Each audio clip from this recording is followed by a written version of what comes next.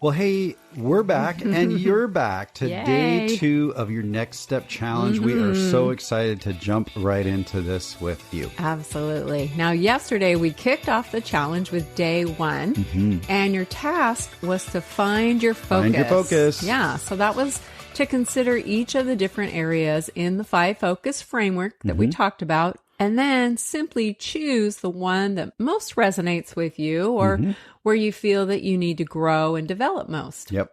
So you've made that choice now between bonding, understanding kids' perspective, marriage partnership, parenting and discipline, or co-parenting with an ex.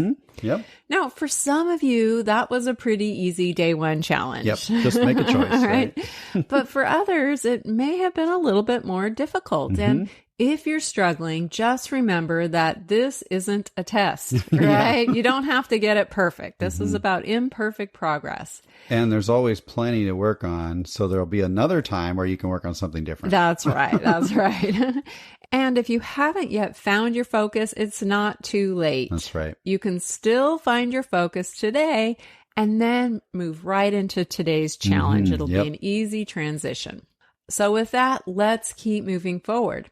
You may know that in our recent podcast series, Overcoming Discouragement, we had our clients, Jake and Whitney, on, and that was episode 52. Yep. They came on the show to share the importance of staying devoted to your development and how this has really helped them to avoid getting stuck in discouragement. They're always learning new ways to approach their challenges of blended family life, and they continually reach out for help from reliable sources. Yeah, that's right. And you know what? They also shared about how being devoted to your development is a choice. Oh, absolutely. Okay? So for our day 2 of this challenge, we're going to take a lesson from Jake and Whitney, and we're going to challenge you to make a choice, and we're calling it Choose Your Path. Yeah.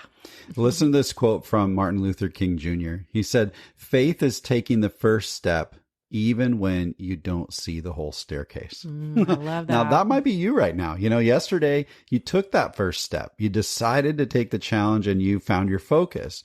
But the whole staircase that's going to lead you to big wins, it probably seems daunting and maybe even uncertain. Maybe you're just not sure where you're headed, and you might even feel a little bit uneasy at this point. But we want to encourage you to just keep taking steps. And we want to affirm that you're in the right place. Yes. The truth is that not every step is going to be easy, but good things will come when you keep climbing. So let's get ready for this next step where you're going to choose your path.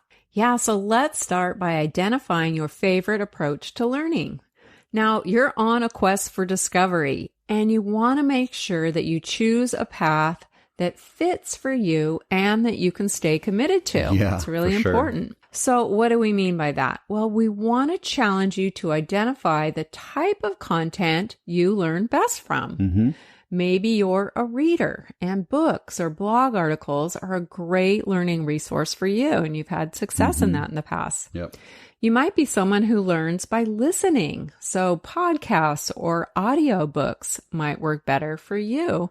You know, especially You're listening to us right now. yeah, especially if you spend a lot of time in the car commuting. That's a great opportunity to listen. Or maybe you know that you learn best with a more structured format. Maybe a self-paced online course or a webinar would be best.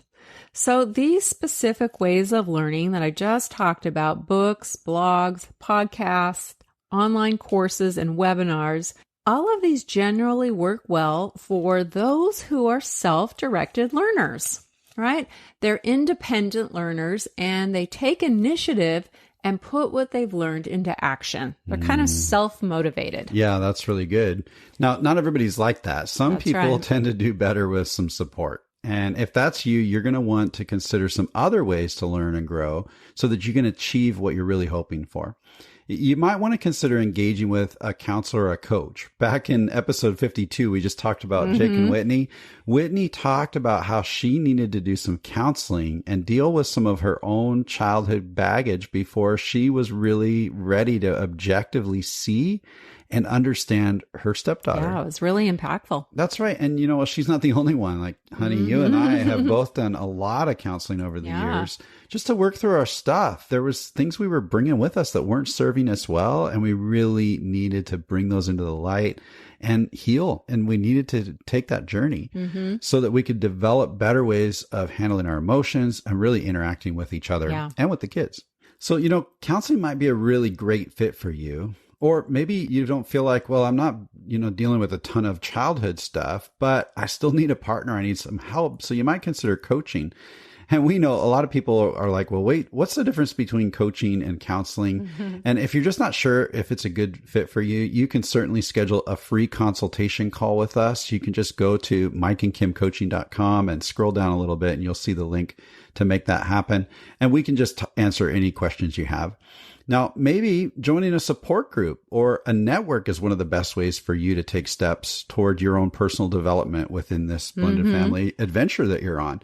Learning from others can be great, and getting feedback from really healthy sources. I mean, gosh, our journey of supporting couples really was several years of leading a support group in our local church.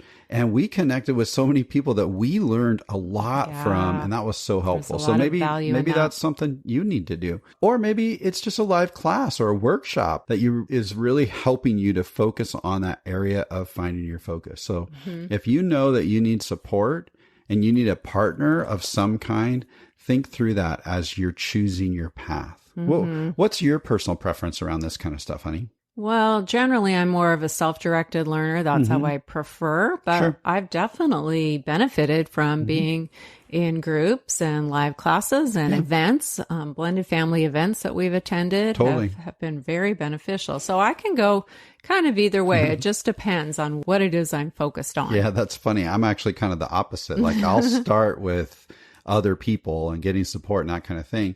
But I also really benefit from just simply reading or listening to a podcast and going, well, okay, how am I actually going to apply that in my life? Yeah, that's really good. All right, let's keep going. Okay, so you're going to consider what kind of learning works best for you and whether you learn best independently or if you need some support.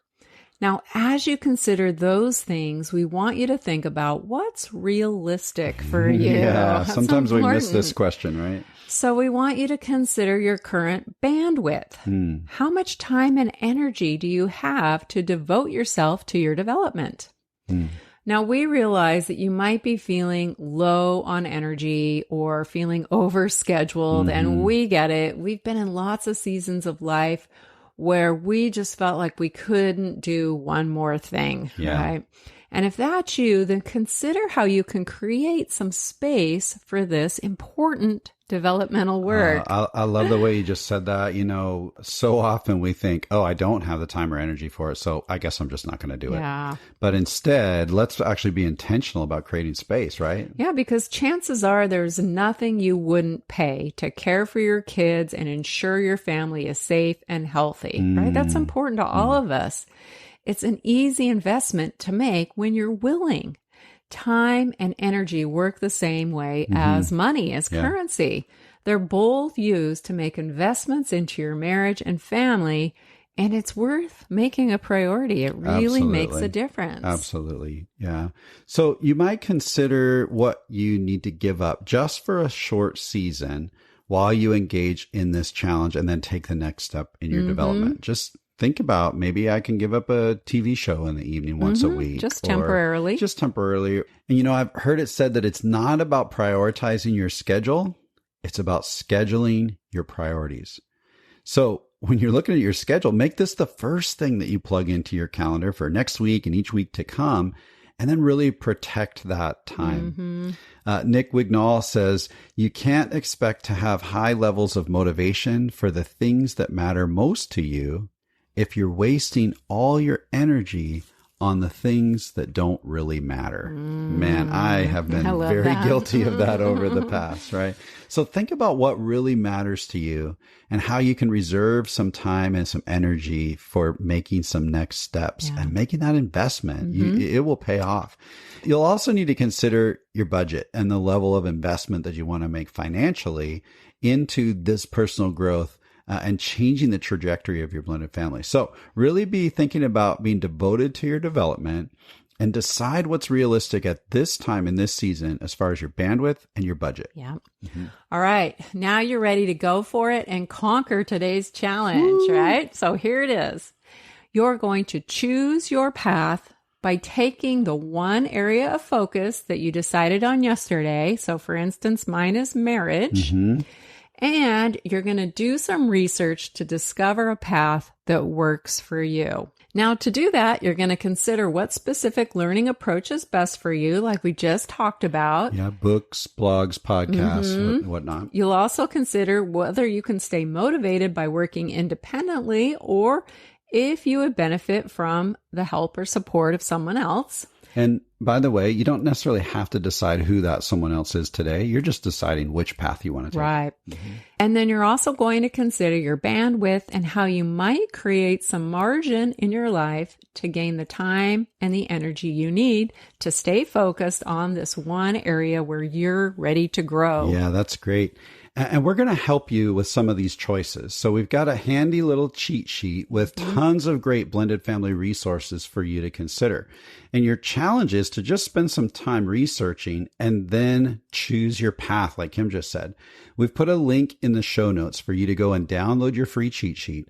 Just click that link in whatever platform you're listening on and go straight to the download page. Once you get a download, look it over in that area of blended family life that you picked out yesterday on that Find Your Focus.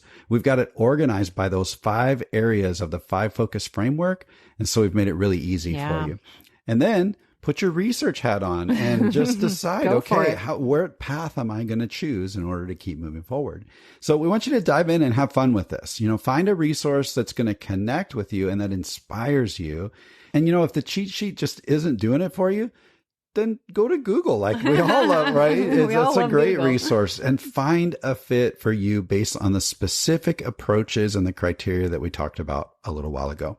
And then once you've found something within your area of focus that fits your learning style and really connects with you, whether it's blog articles or getting some counseling, whatever that looks like, when you find that something that you can devote yourself to in this season of development and discovery, then you've chosen your path and you've completed today's challenge. Dun, da, da, da.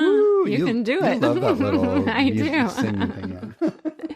Now, for me, I'm focusing on marriage, like I said, and I specifically want to work on developing ways to connect with you, honey. And I want to be able to plan more date nights and special experiences that'll grow our romance and safeguard our marriage. This sounds great.